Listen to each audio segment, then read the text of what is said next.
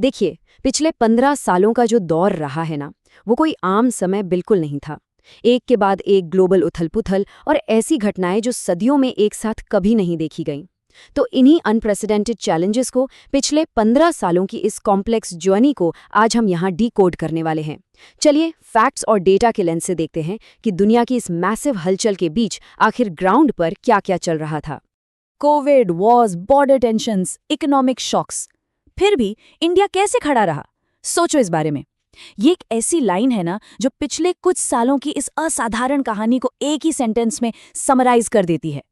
इस टेंशन को थोड़ा महसूस करके देखिए। जब एक के बाद एक आफतों की लगातार लाइन लगी हो, तो एक इतना बड़ा देश आखिर अपना वजूद, अपनी स्थिरता कैसे बचाता है? ये सच में एक बेहद गंभीर विषय है, जिसके रूट्स तक आज हम जाएंगे। आइए सबसे पहले बात करते हैं इन पिछले 15 सालों के ग्लोबल क्राइसिस की, a world in turmoil.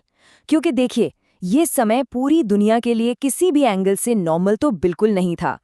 Okay, चलिए सीधे इसमें डाइव करते हैं। एक के बाद एक आई इन मुसीबतों की टाइमलाइन को आप देखेंगे तो समझ आएगा कि हालात कितने टेंस थे। ग्लोबल फाइनेंशियल प्रेशर, जिसने बड़े बड़े मार्केट्स को हिला डाला। फिर बॉर्डर पर बढ़ती टेंशन्स, जहां स्थिति हमेशा नाजुक बनी रही। उसके ऊपर से एक अचानक आई पैंडेमिक, जिसने पूरी ह्यूमैनिटी को लिटरल सेंस में रोक दिया। और बात यही खत्म नहीं होती। अलग अलग हिस्सों में शुरू हुई वॉर्स, आसमान छूटी इन्फ्लेशन और ग्लोबल लेवल पर फैली एक बेहद गहरी इकोनॉमिक अनसर्टेनिटी। ये सिर्फ शब्द नहीं है, ये उन सालों की ठोस सच्चाई है जिन्होंने दुनिया के सबसे मजबूत सिस्टम्स का टेस्ट लिया। अब इस पिक्चर को थोड़ा और क्लियर करते हैं। ये क्राइसिस दरअसल दो तरफा थी। एक तरफ था इंटरनल स्टैंडस्टिल, यानी कोविड की वजह से सब कुछ रुक जाना, खाली सड़कें, बंद बिजनेसेस और लोग अपने घरों में कैद। और एग्जैक्टली उसी वक्त दूसरी तरफ चल रहा था एक्सटर्नल केओस। बॉर्डर टेंशन्स और इंटरनेशनल कॉन्फ्लिक्ट्स पूरी दुनिया की इकोनॉमी को बुरी तरह झकझोर रहे थे। ये डायरेक्टली एक डबल अटैक जैसा था। अंदर भी कोई स्थिरता नहीं और बाहर लगातार युद्ध जैसा माहौल। ऐसे झटके किसी भी वेल एस्टैब्लिश्ड सिस्टम को तबाह करने के लिए काफी थे। तो इस सब के बीच आती है सबसे बड़ी चुनौती, the ultimate test, navigating the storm. इस विशाल तूफान के बीच से रास्ता आखिर कैसे निकाला जाए? इन सारे हालातों के बीच सबसे बड़ा सवाल उठकर सामने आता है, इंडिया कैसे खड़ा रहेगा? इस एक छोटे से प्रश्न में इस देश का सबसे बड़ा बोझ छिपा हुआ था। जरा सोचकर देखिए, एक तरफ इंटरनल लॉकडाउन्स और दूसरी तरफ एक्सटर्नल बॉर्डर्स पर भारी उथल-पुथल। ऐसे माहौल में देश का बैलेंस बनाए रखना, अपने लोगों को सुरक्षित रखना और इकोनॉमी को डूबने से रोकना, ये एक ऐसी चुनौती थी जिसका कोई आसान जवाब किसी के पास नहीं था।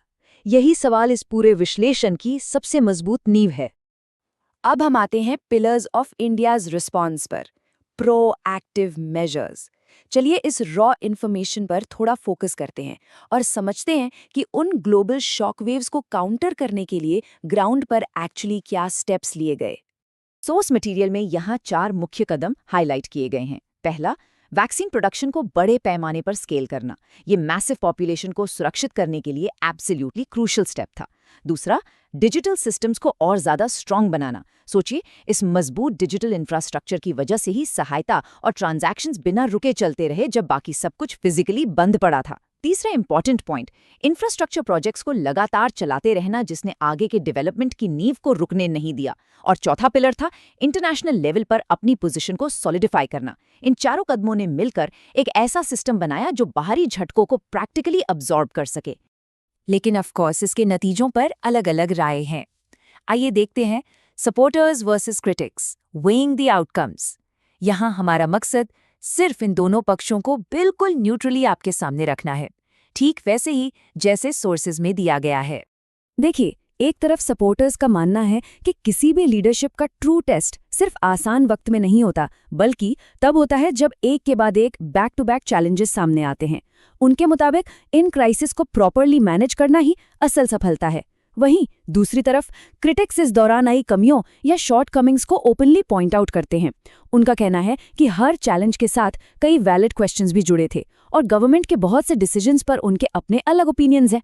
दोनों ही पक्ष अपनी अपनी जगह इस पूरे एरा को इवैल्यूएट करने का एक डिस्टिंक्ट फ्रेमवर्क देते हैं, बिना किसी एक को सही या गलत ठहराए।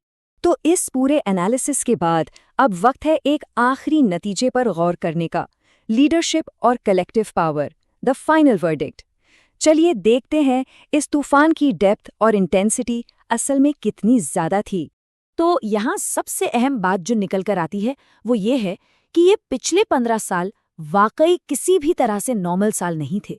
हम सब ने एक अनप्रेसिडेंटेड कोविड पैंडेमिक झेला, वॉर्स के दुष्परिणाम देखें, सिवियर इकोनॉमिक शॉक्स ने ग्लोबली हर देश को हिलाकर रख दिया, और इन सबके ठीक बीच रैपिड टेक्नोलॉजिकल चेंजेस ने पूरे गेम को ही बदल दिया। ये सारे फैक्टर्स एक ही वक्त पर एक दूसरे से टकरा रहे थे। ऐसी हेवी उथल-पुथल के बीच फंक्शन करना और सर्वाइव करना अपने आप में एक ऐसी केस स्टडी है जो आने वाले कई दशकों तक डेफिनेटली पढ़ी जाएगी। और अब एक बहुत ही गहरा और प्रोवोक करने वाला सवाल, क्या इन पिछले 15 सालों में जो हुआ वो सिर्फ एक लीडरशिप की स्ट्रेंथ थी, या फिर ये इस देश के लोगों की कलेक्टिव पावर का नतीजा था?